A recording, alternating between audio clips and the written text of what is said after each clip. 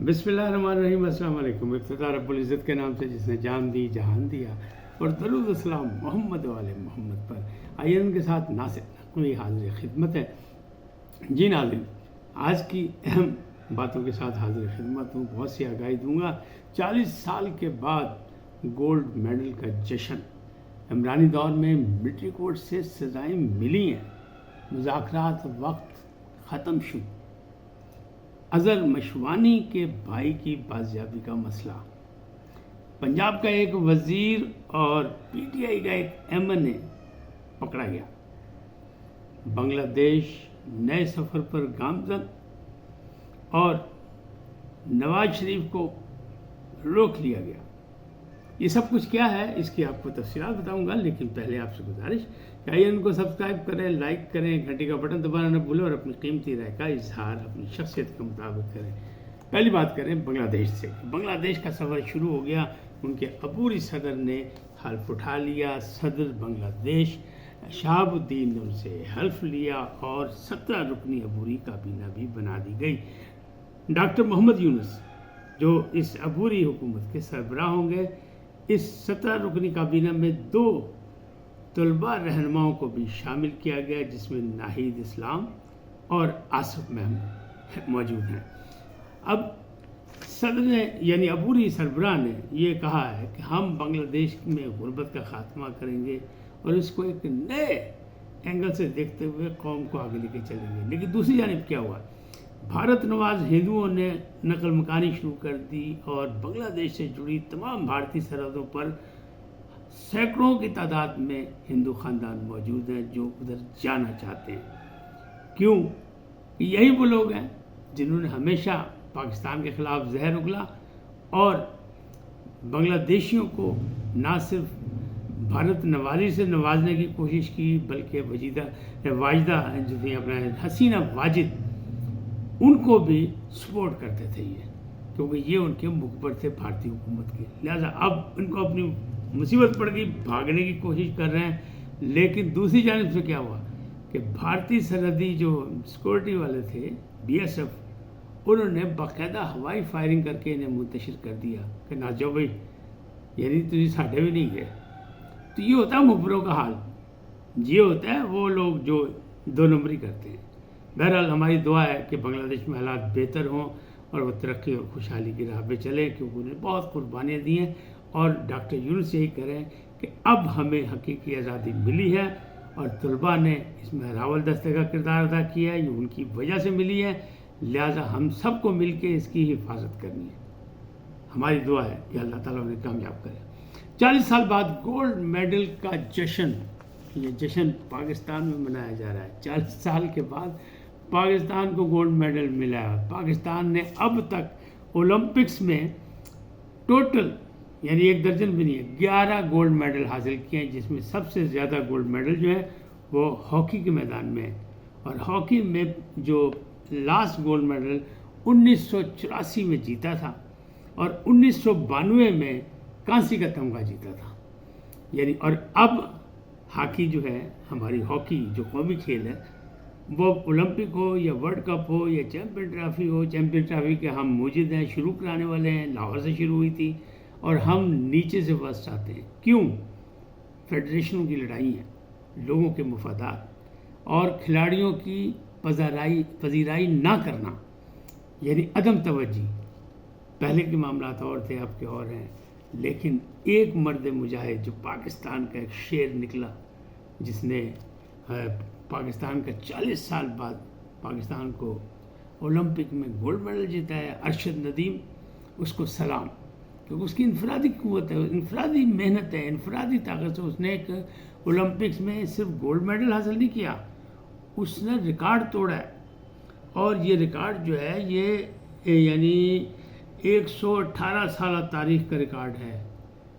आज तक जो जेवलिन थ्रो में जितना उसने किया है कि 92.97, वो किसी नहीं किया। और दफाई चैम्पियन जो था वो भारत का था, उसे भी शिकस्त हुई, वो 90 भी नहीं कर सका। बहरहाल हम दुआ गो अल्लाह ताला ऐसे जवानों को खुश रखे, सेहत और तंदुरुस्ती दे और हुकूमत पाकिस्तान इनकी पजीराई करे, बल्कि ان کے ساتھ ساتھ باقی کھلاڑی کی بھی پذیرائی کرے اور ہاکی کو خاص طور پر توجہ دے، جو کہ قومی کھیل ہے جس میں ہم ہمیشہ گولڈ میڈل جیتتے تھے۔ اولمپکس ہو، ورلڈ کپ ہو، کچھ ہو، کوئی کھیل ہو، ہم کہتے تھے ایک تو گولڈ میڈل ہوگا کہ ہاکی ہماری جو ہے وہ سرِ فہرست ہے، لیکن اب نہیں ہے۔ تو ان ساری چیزوں پر غور کرنا پڑے گا کہ کیا ہوا اور کیوں ہوا۔ تو پاکستان کا یہ سپوت، جب یہ جو ارشد ندیم واپس آئے گا پاکستان، تو اس کا والہانہ استقبال بھی ہوگا اور انشاءاللہ انعامات کی بارش بھی ہوگی۔ لیکن خالی ایک ارشد ندیم سے بات نہیں چلے گی کہ ہم 40 سال کے بعد ایک گولڈ میڈل حاصل کرو، اس پہ جشن منائیں۔ واپس آتے ہیں اپنی سیاسی باتوں پہ، اور سیاسی معاملات جو ہیں وہ وہی ہیں کہ خواجہ آصف کہتے ہیں، خواجہ آصف نے کہا کہ جناب عمرانی دور میں ملٹری کورٹس کام کرتی رہی، تو اب کیا مسئلہ ہے؟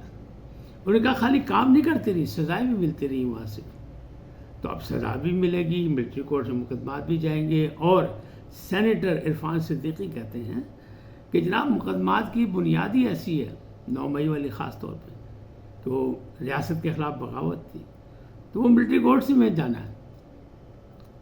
ابھی اس کے خلاف اسٹے ہے، معاملات جن کو سزا ہوئی ان کے بھی اناؤنسمنٹ نہیں ہوئی، لیکن آنے والے وقت میں یہ چیزیں بھی واضح ہو جائیں گی۔ اب جو اگلی بات ہے وہ ہے اظہر مشوانی کے بھائی کی بازیابی۔ اظہر مشوانی کے بھائی کی بازیابی کے لیے لاہور ہائی کورٹ سے رابطہ کیا گیا تھا، لیکن پھر انہیں خیال آیا کہ نہیں بھائی، بہترین جگہ تو اسلام آباد ہائی کورٹ ہے، کیونکہ وہاں سے گل حسن اورنگزیب نے وہ جو شہباز گل تھے ان کے بھائی غلام شبیر کے لیے بڑا سخت آرڈر دیا تھا، نہ صرف آرڈر دیا تھا بازیابی کے لیے، بلکہ کہا تھا یہ حکم جو ہے وزیر اعظم کو جا کے پڑھوا دیں۔ لہذا اظہر مشوانی کے جو لواحقین تھے انہوں نے لاہور ہائی کورٹ سے لی درخواست واپس اور پہنچ گئے اسلام آباد۔ آج اسلام آباد میں اس کی سماعت ہوگی، ابھی تھوڑی دیر بعد اس کا بھی رزلٹ سامنے آ جائے گا، لیکن بہرحال یہ اب لوگوں نے اپنی اپنی عدالتوں پہ نشان لگا لیے ہیں، جو کہ اچھی بات نہیں ہے۔ انصاف تو ہر جگہ سے ملے، جس کا جو حق ہے وہ ملنا چاہیے، جس کا جو جرم اس کو سزا ملنی چاہیے، لیکن یہ معاملات ایسے جا رہے ہیں۔ اب آتے ہیں وہ جو عمران خان کی بات تھی، عمران خان کی بات میں کہا وقت ختم شد، یہ بھی کہا سینیٹر عرفان صدیقی نے، لیکن عرفان خان صاحب نے یعنی عمران احمد نیازی نے بڑا سخت جواب دیا ہے کہ یہ بیوقوف ہے جو یہ کہہ رہے وقت ختم ہو گیا۔ اور میں ان کی اس بات سے بالکل اتفاق کرتا ہوں کہ سیاست میں کبھی وقت ختم نہیں ہوتے، سیاست میں کبھی مذاکرات کا وقت نہیں ختم ہوتا، سیاست میں کچھ بھی کسی وقت بھی ہو سکتا ہے۔ تو عمران خان نیازی نے کہا ہے کہ بیوقوف ہے جو کہتے ہیں وقت ختم ہو گیا، میرا وقت ختم نہیں ہوا، اب بھی مذاکرات ہو سکتے ہیں، لیکن جو مشروط کہہ رہے ہیں وہ اس کا پھڈا بھی پڑا ہے، اور ان کے مخالفین کہہ رہے ہیں کوئی نہیں، آہستہ آہستہ عادت ہو جائے گی، پھر یہ انشاءاللہ غیر مشروط بھی وہ کہیں گے کہ ہم مذاکرات کر لیتے ہیں، کیونکہ حالات اس طرف جا رہے ہیں۔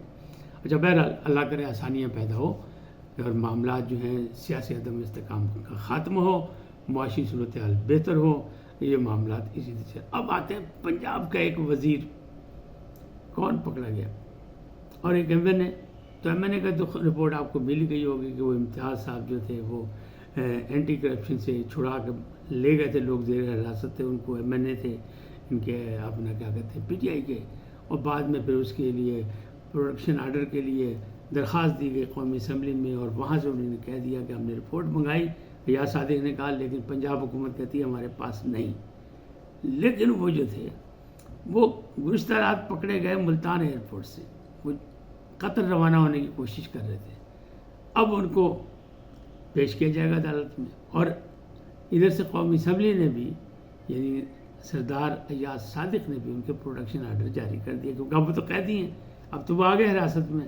لیکن وہ پنجاب کا وزیر کون ہے؟ شیر گورچانی، وہ پنجاب کے صوبائی وزیر ہیں، ان کی ایک ویڈیو ملی ہے اور وہ سوشل میڈیا پہ چل بھی رہی ہے، تو وزیر اعلیٰ مریم نواز نے فوراً جواب طلبی بھی کر لی ہے، ان کو نوٹس بھی جاری کر دیا ہے، 5 رکنی کمیٹی مجتبیٰ شجاع الرحمان کی سربراہی میں بنا دی ہے کہ تحقیقات کریں یہ کیا ہے۔ اس میں وہ کسی شخص سے بات کر رہے ہیں، اس سے کہہ رہے ہیں کہ معدنی مسئلہ ہے، مادنی پہاڑی کی الاٹمنٹ کا مسئلہ ہے، مدنیات کا مسئلہ ہے، تو اس پہ وہ کہہ رہے ہیں تو فکر نہ کر.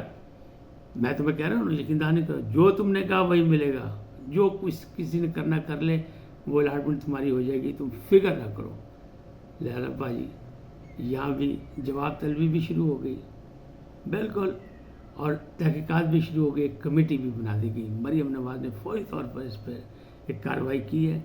اللہ کرے اس پہ باقاعدہ اگر شیر گورچانی صاحب جو ہیں وہ سچ مچ ان کی ویڈیو صحیح ہے اور وہ یہ وعدہ کر رہے ہیں اور 2 نمبری کر رہے ہیں، تو ظاہر ہے پھر ان کی کابینہ سے انہیں فراغت ہوگا، برخاست کیا جائے گا، اور اگر نہیں تو بچ جائیں گے. دوسری جانب میں نے ایک اور بات کی تھی کہ نواز شریف کو روک لیا گیا، نواز شریف کو روک لیا گیا، یہ بھی بڑا شور ہے. عمران خان کہتے ہیں جائیں تو صحیح پبلک میں، دیکھیں ان کو کتنے مار پڑے گی، ان کو کتنے جوتے پڑیں گے، لوگ چور چور کے نعرے لگائیں گے.